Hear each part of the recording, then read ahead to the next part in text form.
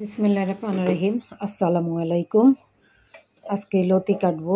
লতি, লতা যে যেটা বলে চিনেন।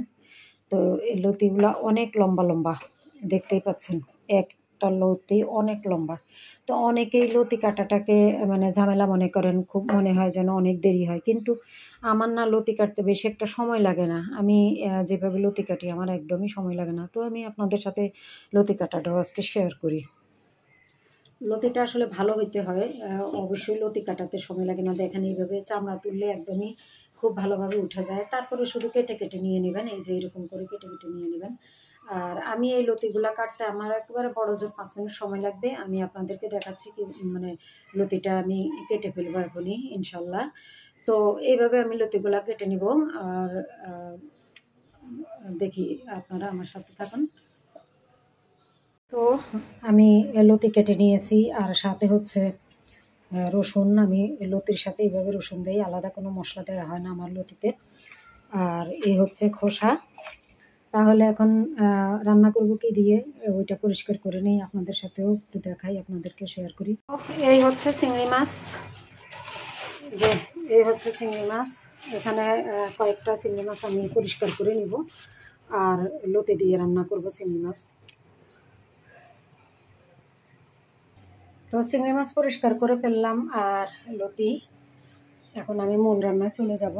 তেল গরম হয়ে গেছে। তেলটা গরম হওয়ার পরে আমি এখন কিছুটা পেঁয়াজ কুচি করে রেখেছি, ওইটা দিয়ে দিলাম। একটু হালকাভাবে নেড়ে আমি চিংড়ি মাছ দিয়ে দিব। তো পেঁয়াজটা আমি হালকাভাবে ভেজে নিলাম, আর এখন চিংড়ি মাছ দিয়ে দিব।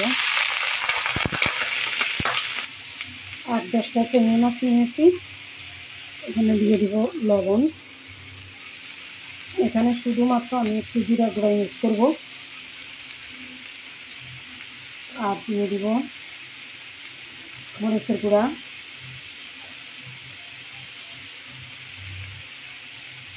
দিয়ে দিব হলুদের গুঁড়া।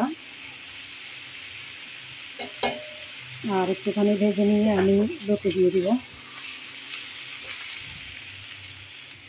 দিব লতি। আপনারা দেখতেই পেয়েছেন আমি কি মশলা ইউজ করছি। আমি এখানে গোটা রসুন ইউজ করছি, আর হচ্ছে গিয়ে সামান্য একটুখানি জিরা গুঁড়া ইউজ করছি। আমি লতিতে আর অন্য কোনো মশলা দেব না। অন্য কোনো মশলা আমি কখনোই ইউজ করি না। এখন রান্নাটা এইভাবেই আমি কমপ্লিট করব। আমি একটুখানি পানি দিয়ে দিলাম লতি সিদ্ধ হওয়ার জন্য। তবে আমি এখন আর ঢাকনা দিব না, কারণ ঢাকনা দিলে লতির কালারটা চেঞ্জ হয়ে যাবে।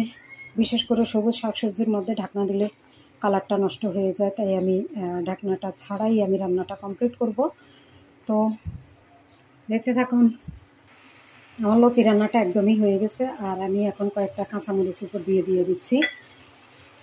তো আমার এই রান্নাটা যদি আপনাদের কারো কাছে ভালো লেগে থাকে, তাহলে আমার ইউটিউব চ্যানেলটি সাবস্ক্রাইব করবেন, আর আমার পেজটিকে ফলো করবেন। তো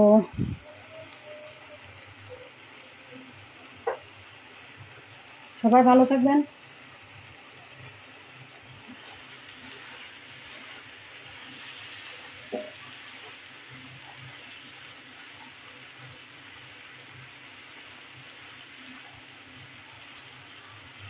আসসালামু আলাইকুম।